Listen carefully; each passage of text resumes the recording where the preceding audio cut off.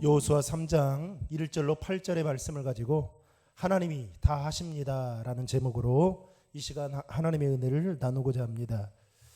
2015년에 출간된 책 중에 땅콩 박사라는 책이 있습니다.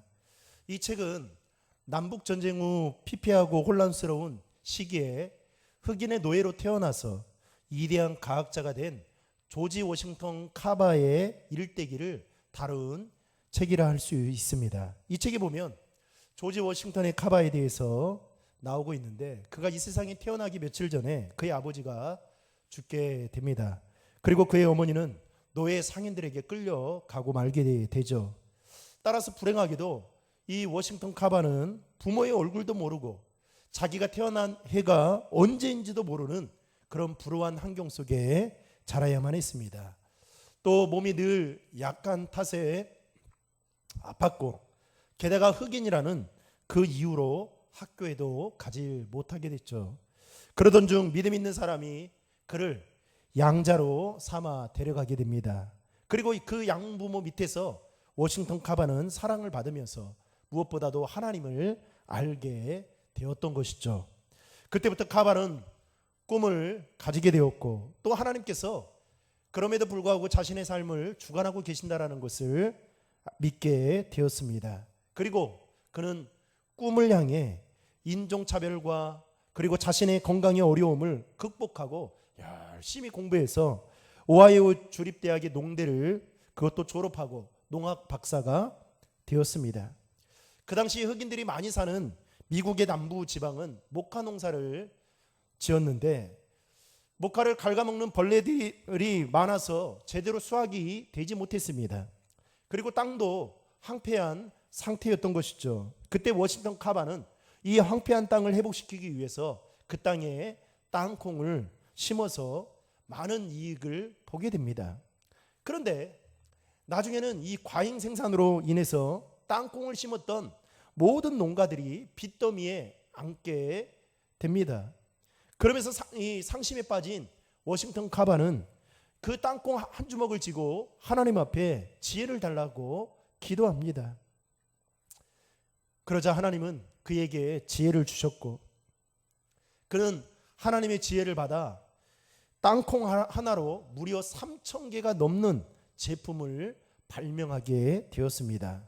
그리고 땅콩 농장을 세워서 미국 남부지방을 부촌으로 바꾸는데 매우 결정적인 역할을 하면서 이 워싱턴 카바는 그 주변에 있는 사람들로부터 땅콩 박사라는 별명을 새롭게 얻게 되었던 것이죠. 그리고 그는 과학계에 공헌한 그 공로를 인정받아 훈장도 받고, 그리고 미국의 제32대 루즈벨트 대통령으로부터 미국에서 가장 위대한 사람으로 칭송을 받기도 합니다. 게다가 1951년도에는 그의 미국의 50센트 주화에 그의 얼굴이 새겨지는 그 일이 있었고, 그리고 1977년에는 미국의 명예의 전당에, 그리고 90년대에는 위대한 발명가라는 명예의 전당에 들어가는 영예를 얻게 되었습니다.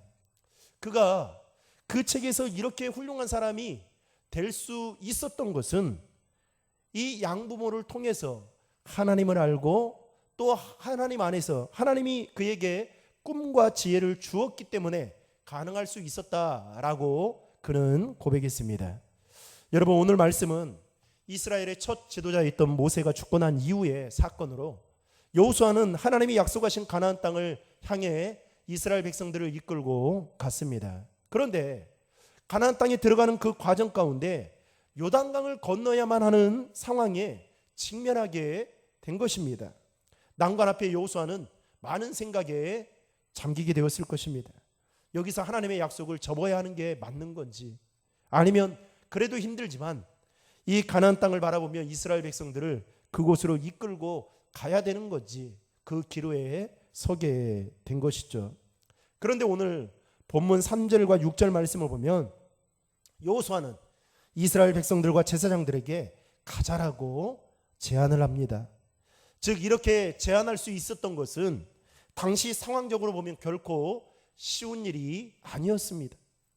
그럼에도 불구하고 여호수아가 이러한 결단을 내릴 수 있었던 그 비결은 무엇인가?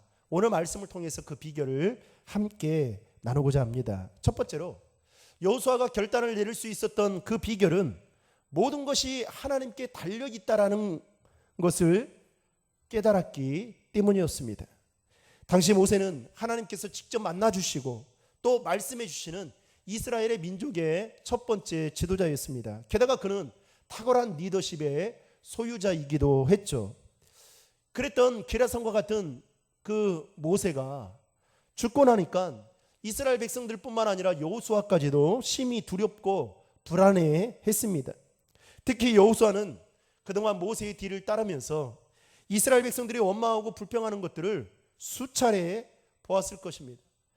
또한 심지어 원망하고 불평하다가 이스라엘 백성들이 그 현장에서 죽게 되는 것을 그는 직접 목도하기도 했죠. 따라서 결코 이스라엘 백성들의 지도자가 되어 그들을 이끈다는 것은 쉽지 않은 일이다라고 그는 생각했을 것입니다. 그런데 모세가 죽고 난 이후에 여호수아가 그 바톤을 받아 이스라엘의 두 번째 지도자가 되었습니다. 이스라엘의 지도자가 된 여호수아는 크게 두 가지 생각을 했을 것입니다. 하나는 내가 모세만큼 탁월한 리더십이 있어서 이스라엘 백성들을 잘 이끌고 그리고 이들을 지도할 수 있을까에 대한 생각을 가지고 있었을 겁니다.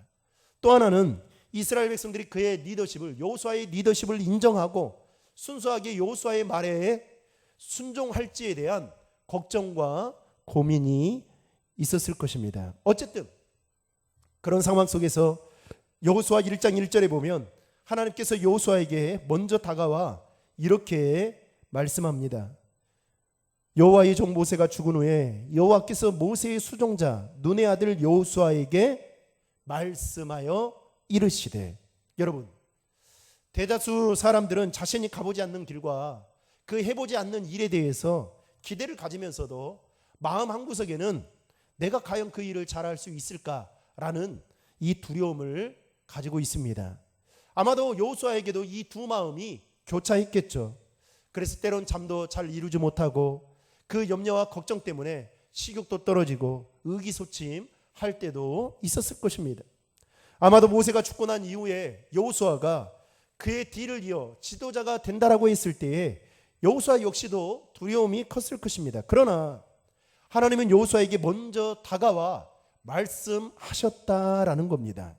그리고 그 말씀이 바로 오늘 본문 5절에도 나오는데 이렇게 말하고 있습니다. 내 평생에 너를 능히 대적할 자가 없으리니 내가 모세와 함께 있었던 것 같이 너와 함께 있을 것임이니라. 내가 너를 떠나지 아니하며 버리지 아니하리니. 사랑하는 성도 여러분, 오늘 여호수아에게 먼저 다가가셔서 말씀하셨던 그 하나님께서 저와 여러분에게도 동일하게 말씀하신다는 사실을 믿으시길 바랍니다. 이 믿음이 있어야 하나님을 더 의지하며 살아갈 수 있는 것입니다. 여러분, 이스라엘 백성들이 출애굽한 목적은 무엇입니까? 하나님께서 그들에게 약속하신 가나안 땅에 들어가기 위해서였습니다. 그런데 우리는 성경을 통해 보았듯이 출애굽 1세대들이 왜 가나안 땅에 들어가지 못했습니까? 하나님을 믿지 않았기 때문입니다. 다시 말하면 하나님을 의지하지 않았기 때문입니다. 그들은 약속의 말씀을 들었지만 그 약속의 말씀을 신뢰하고 믿지 못했던 것입니다. 특별히 오늘 여호수아 1장 3절에 보면 이렇게 말합니다. 내가 모세에게 말한 바와 같이 물은 너희 발바닥으로 밟는 것을 다 너희에게 주었노니. 여러분, 한 가지 특이한 점은 지금 여호수아와 이스라엘 백성들이 광야에 있는데 하나님께서 여호수아 1장 3절의 말씀을 하는데 거기 보면 뭐라고 말합니까? 주었노니 라고 말하고 있습니다. 즉 영어로 말하면 과거형으로 말하고 있는 것이죠. 무슨 말입니까? 너희가 나를 완전히 믿으면 가나 가지 않으나 결과는 같다라는 거예요. 이게 바로 믿음인 것입니다. 이 믿음이 저와 여러분들에게 있어야 하나님을 더 의지할 수가 있다라는 것이죠. 따라서 여호수아는 모든 것이 하나님께 달려 있다라는 것을 깨닫고 이렇게 가나안 땅으로 이스라엘 백성들에게 나아가자라고 오늘 말하고 있는 것을 보게 됩니다. 마지막 두 번째로 여호수아가 결단할 수 있었던 그 비결은 모든 것은 영적인 것에서부터 출발한다라는 것을 알았기 때문이었습니다. 지금 여호수아는 가나안 땅이 눈에 보이는 그곳에 이스라엘 백성들과 진을 치고 있습니다. 여러분, 가나안 땅은 어떤 곳입니까? 전에 여호수아가 정탐을 다녀왔던 곳이었죠. 정탐한 바에 따르면 가나안 족속들은 기골이 장대하고 심지어 철병거를 가지고 있었습니다. 그에 비해 이스라엘 백성들은 메뚜기 같이 보였던 것이죠. 게다가 이스라엘은 유목민이고 목축업인 반면에 가나안 족속들은 정착민이면서 농사를 짓고 있었습니다. 이처럼 모든 면에 있어서 열세인 이스라엘 백성들에게 하나님께서 하시는 말씀은 7절입니다. 7절에 이렇게 말하고 있습니다. 오직 강하고 극히 담대하여 나의 종 모세가 내게 명령한 그 율법을 다 지켜 행하고 우로나 좌로나 치우치지 말라. 그리하면 어디로 가든지 형통하리니. 즉 말씀을 의지하고 좌우로 치우치지 마라. 모세가 지켰던 그 율법을 너희들도 지켜 행하라. 그리고 마음을 강하게 하고 담대히 하라고 하나님은 말씀하셨습니다. 그런데 여러분, 방금 읽었던 이 7절의 말씀이 사실 인간적으로 보면 여호수아와 이스라엘 백성들에게 위로가 되고 힘이 되었을까요? 아니죠. 인간적으로 생각하면 그렇지 않았습니다. 왜냐하면 지금 가나안 족속들은 철병거를 가지고 있고 이에 대응할 핵무기나 아니면 다연발 로켓포나 그것도 아니면 최신형 무기를 개발해 주신다는지, 그것도 아니면 가나안 족속들이 전혀 모르는 전략과 전술을 하나님께서 이 이스라엘 백성들에게, 여호수아에게 말씀해 주셔야 되는데 그런 말씀은 전혀 없고 전부 다 영적인 말씀, 즉 좌로나 우로나 치우치지 말라, 율법을 지켜 행하라, 마음을 강하게 하고 담대히 하라, 이 말씀을 하고 있다라는 것입니다.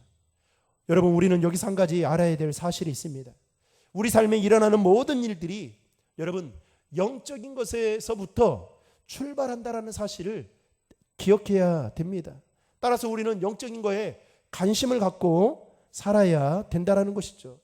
만약에 이 영적인 것을 포기하고 다른 것을 붙잡으려고 한다면 이것은 하나님을 믿지 못하는 불신앙에서 나오는 행동이라 말할 수 있습니다. 결국 이스라엘 백성들은 가나안 땅에 들어가는 그 과정 속에서 요단강을 건너야 하는 그 난관을 만나게 되지만 결과적으로 이스라엘 백성들이 요단강을 건널 수 있었던 것은 그들이 한 것이라고는 아무것도 없었습니다. 오늘 말씀의 제목처럼 하나님이 알아서 다 하셨던 것이죠. 여러분, 오늘날 예수를 알지 못하는 사람들은 자신들이 가지고 있는 재능과 능력 그리고 젊음과 패기 하나만으로 발버둥을 치고 살아갑니다. 그런데 여러분, 그렇게 노력한다고 해서 우리의 삶이 여러분 평탄할까요? 우리의 삶이 예전보다 더 나아집니까? 그렇지 않을 때가 많죠. 그러나 믿음의 사람은 우리가 하나님을 의지하면 하나님께서 우리의 형편과 처지를 다 잘 아시고 알아서 우리를 위해 일하시고 역사하시는 분이심을 여러분 믿어야 됩니다. 중요한 것은 이 믿음이 바로 저와 여러분들에게도 있냐라는 것이죠. 사랑하는 신도림 중앙의 성도 여러분, 우리 삶에 일어나는 그 모든 문제를 온전히 주님께 맡기면 주님께서 알아서 다 하실 것입니다. 이 믿음 가지고 이번 한 주간도 믿음으로 승리할 수 있기를 주님의 이름으로 축원합니다. 기도하겠습니다. 하나님 아버지, 이스라엘 백성들이 여호수아와 함께 그들을 잘 인도했던 그 모세가 이제 죽고 나서 이제 가나안 땅에 들어가야 되는 그런 상황 속에 여러 가지 상황을 보면 두렵고 불안했지만 하나님께서 여호수아와 이스라엘 백성들에게 강하고 담대하라, 율법을 지키라, 좌로나 우로나 치우치지 말라, 그렇게 말씀하시면서 여호수아가 가나안 땅으로 이스라엘 백성들에게 나아가자라고 말할 수 있었던 것은 모든 것이 하나님께 달려있고, 그리고 이 모든 것들은 다 영적인 것에서부터 시작되는 것임을 여호수아는 깨달았기에 이렇게 말을 했던 것처럼 하나님, 우리의 삶에 일어나는 모든 문제 또한 모든 것이 하나님 손 안에 달려있음을 알고 그 하나님을 의지하고 바라보며 승리하는 저희들 되어지도록 인도하여 주시옵소서. 또한 우리의 믿음이 세상이 감당치 못할 믿음이 되게 하시고 그 믿음으로 이번 한 주도 살아가게 될 때에 우리의 삶의 자리에서 하나님만 높여드리는 저희들 되도록 인도해 주시옵소서. 이제는 우리 구주 예수 그리스도의 은혜와 하나님 아버지의 무한하신 사랑하심과 보혜사 성령님의 감화감동 교통 충만 인도하심이 온전히 모든 것이 하나님께 달려있음을 알고 그 하나님만 의지하고 그 하나님 앞에 더 가까이 나아가기로 결단하며 이제 삶의 자리로 나아가는 우리 신도림 중앙의 모든 성도들 위에 지금으로부터 영원토록 함께 하시기를 간절히 축원하옵나이다. 아멘.